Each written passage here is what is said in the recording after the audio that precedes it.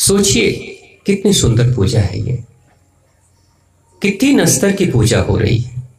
जो पूर्वज हैं जिनको हम याद करेंगे, जिनकी पूजा करेंगे, जिनको भोग लगाएंगे, वो हमारे बीते हुए समय हैं।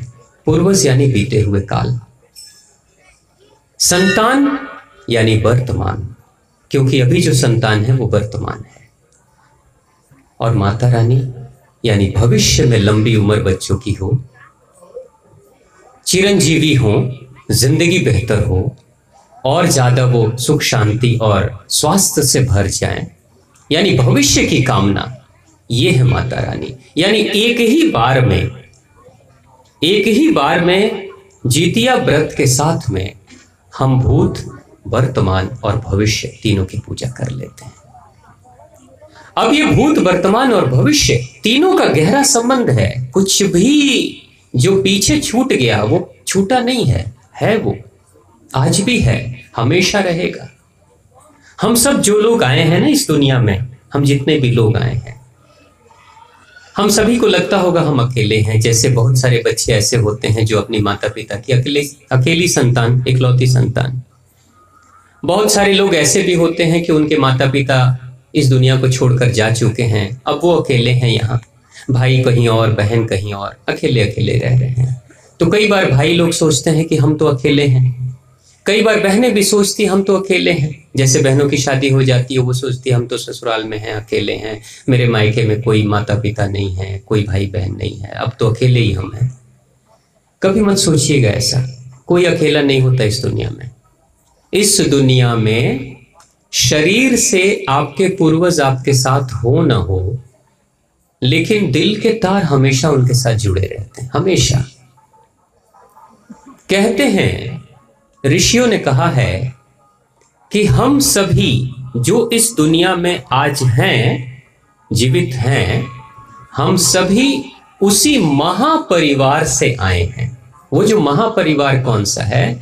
वो वही परिवार है जिसमें हम जन्म से पहले थे और जीवन के बाद फिर चले जाएंगे। एक ऐसा महापरिवार है जो परलोक में है, जहां अनेक हमारे दादा दादी, नाना नानी और बहुत पूर्वज हमारे हैं वहां पे। और वो लोग जब जरूरत पड़ती है तो धरती पे भेजते हैं। वो कहते हैं कि जाओ, तुम पुत्र बनकर जाओ, तुम पुत्री बनकर जाओ, तुम इस माता पिता के घर में जाओ, तुम उस खानदान में जाओ। वो लोग भेजते हैं। और जब वो भेजते हैं तो 1 साल तक, आप लोग भी कभी भी ध्यान रखिएगा, जो बच्चा पैदा होता है, वो चाहे लड़का पैदा हो चाहे लड़की पैदा हो, 1 वर्ष तक उस संतान से, उस महापरिवार के माता पिता का कनेक्शन बना रहता है हमेशा। 1 वर्ष तक, 1 साल तक। 1 साल में वो बच्चा इस दुनिया की भाषा नहीं समझता, लेकिन 1 साल में वो बच्चा उस महापरिवार की भाषा को समझता है, सुनता है, सब जानता है। इतनी बुद्धि उसकी रहती है। यहाँ की भाषा नहीं समझ सकता, वहां की समझता है। उस भाषा को, वहां की भाषा को समझकर, वहां के दृश्य को देखकर, वो देखता भी है, बहुत दूर तक देखता है। बंद कमरे में भी अगर कोई बच्चा है ना, वो बहुत दूर तक अपने महापरिवार से बातें करते रहता है। इसलिए कई बार आपने देखा होगा कि बच्चे एकांत में रहते हैं, लेकिन कभी रोते हैं, कभी हंसते हैं। कोई नहीं है वहां पे, लेकिन अपने आप बच्चे मुस्कुराने लगते हैं। कोई नहीं दिख रहा है वहां, किसको देखकर हंस रहे हैं, किसको देखकर रोने जैसा मुंह बना दिया है ना। वो जो दिख रहा है उसको हम नहीं देख पा रहे हैं, लेकिन वो बच्चा देख रहा है 1 साल तक। अब 1 साल बड़ा महत्वपूर्ण है। 1 वर्ष में वो बच्चा ये भी देखता है कि जो मेरी माँ है वो कैसी है, मुझसे प्रेम करती है, मेरा ध्यान रखती है या नहीं रखती है, मेरे पिता कैसे हैं। तो 1 वर्ष तक वो बच्चा बार बार इस घर की खबर लेकर बताते रहता है महापरिवार को, ये लोग ऐसे हैं, अच्छे हैं। तो कई बार क्या होता है कि वो बच्चा 1 वर्ष में निश्चित करता है कि मुझे अभी इसी जगह पे रहना है या नहीं रहना है, क्योंकि 1 साल तक बात होगी। तो 1 साल आप लोग भी ध्यान रखिएगा, आपके घर में जो भी बच्चे होंगे एक वर्ष में उनको ज्यादा से ज्यादा प्रेम करिएगा, ज्यादा से ज्यादा उनका ध्यान रखिएगा। क्यों? क्योंकि वही समय है जब जो देवी देवता हैं वो आशीर्वाद देते हैं उस बच्चे को, और उस बच्चे की प्रसन्नता के कारण से आपको भी आशीर्वाद मिलता है। अगर वो बच्चा प्रसन्न है तो खबर करेगा, ये मेरी माँ जो है ना इस दुनिया की बड़ी अच्छी है, ये मेरे जो पिता है ना ये बहुत अच्छे हैं, इस घर का माहौल बहुत अच्छा है, इस घर में थोड़े पैसे की कमी है, तो अपने परिवार से वो बात करते रहेगा। तो वो कहेंगे अच्छा तुम रहना चाहते हो? वो लोग पूछते हैं बार बार, उस बच्चे से बार बार 1 साल तक पूछते हैं, सुनो तुम रहना चाहते हो? बोल लो, अभी भी विचार कर लो, आना है तो चलो, छोड़ो इस दुनिया को। तो वो कहेगा नहीं मैं रहना चाहता हूँ, मुझे अच्छा लग रहा है, मेरी माँ बहुत अच्छी है, मेरे पिता भी अच्छे हैं, यहाँ का माहौल अच्छा है, शांति है, यहाँ पे हम रहना चाहते हैं। 1 साल तक अगर वो बच्चा कहता है, आपके व्यवहार से खुश होकर बच्चा बार बार कहता है मैं यहाँ रहना चाहता हूँ, तो वो महापरिवार के जो माता पिता हैं जो उस बच्चे से जुड़े हैं वो कहते हैं अच्छा सुनो, अगर तुमने निश्चित कर लिया ना कि तुमको अब रहना है, तो तुम्हारी जरूरत की क्या क्या चीजें हैं, क्योंकि वो लोग प्यार कर रहे हैं बहुत ज्यादा। तो वो कहेंगे तुम्हें क्या क्या चीज की जरूरत पड़ेगी भविष्य में? तो भाई पैसे की जरूरत पड़ेगी, भाई तुम्हें अच्छी पढ़ाई की जरूरत पड़ेगी, बढ़िया परवरिश हो उसकी भी जरूरत पड़ेगी। तो उसके लिए, उस बच्चे की जरूरतों के लिए और उस बच्चे की खुशहाली और तरक्की के लिए वो माता पिता उस बच्चे के परिवार की आमदनी बढ़ाना शुरू कर देते हैं। कई बार आपने देखा होगा कि कोई बच्चा जन्म लेता है घर में और धीरे धीरे परिवार की आमदनी बढ़नी शुरू हो जाती है। आपने कभी ऐसा महसूस किया कि कोई बच्चा, कोई लड़की जन्म लेती है? एक भाई साहब हैं, उन्होंने कहा उनकी 4 बेटियां, तो वो कहते हैं कि बेटियां होती थी तो थोड़ा दुख होता था। आप लोग तो दुखी नहीं होते ना बेटियों के कारण से?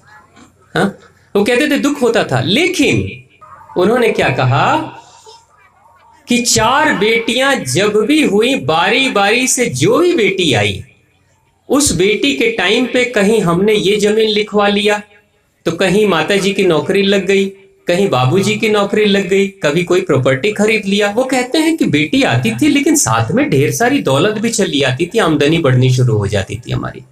यानी कि 4 बेटियों में हम लोग जहां थे उससे ज्यादा अमीर हो गए हैं। वो मां कहती है कि अब मुझे समझ में आया कि जो आप कहते हो ना कि वो लोग जुड़े रहते हैं, तो जो बेटियां हैं उन बेटियों की जरूरतों के लिए भगवान, वो जो महापरिवार के सब आत्माएं हैं ना, देवी देवता, दादा दादी सब पुराने, वो कहते हैं वो बेटी जा रही है ना तो उसकी जरूरत की सारी चीजें भी पूरी करो उस घर में, तो सारी चीजें पूरी हो भी जाती है। आपने कई बार ये भी देखा होगा, कई घरों में बच्चे अपाहिज पैदा हो जाते हैं, हाथ पैर खराब होते हैं उन बच्चों के, तो माता पिता दुखी हो जाते हैं, अरे ये कैसा बच्चा आ गया है ना, अब इसका इलाज कैसे होगा, क्या होगा।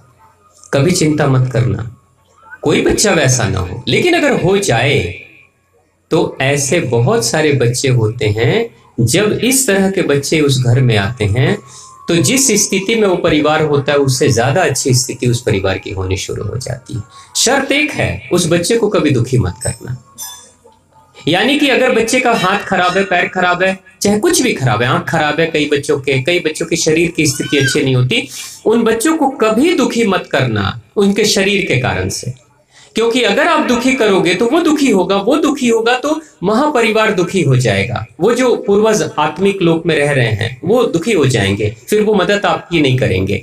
लेकिन अगर वो बच्चा खुश रहेगा, आप ये मानोगे कि भगवान का आशीर्वाद है, प्रसाद है, जैसा है अच्छा है, अगर ये सोचोगे तो बच्चा खुश होगा तो उसकी आत्मा, उस बच्चे को पता नहीं, 1 साल के बाद बच्चे भूल जाते हैं, उनको पता नहीं होता है कि अब कनेक्शन जुड़ा है, लेकिन अंतर आत्मा उसकी जुड़ी रहती है, लेकिन बच्चे को पता नहीं होता है।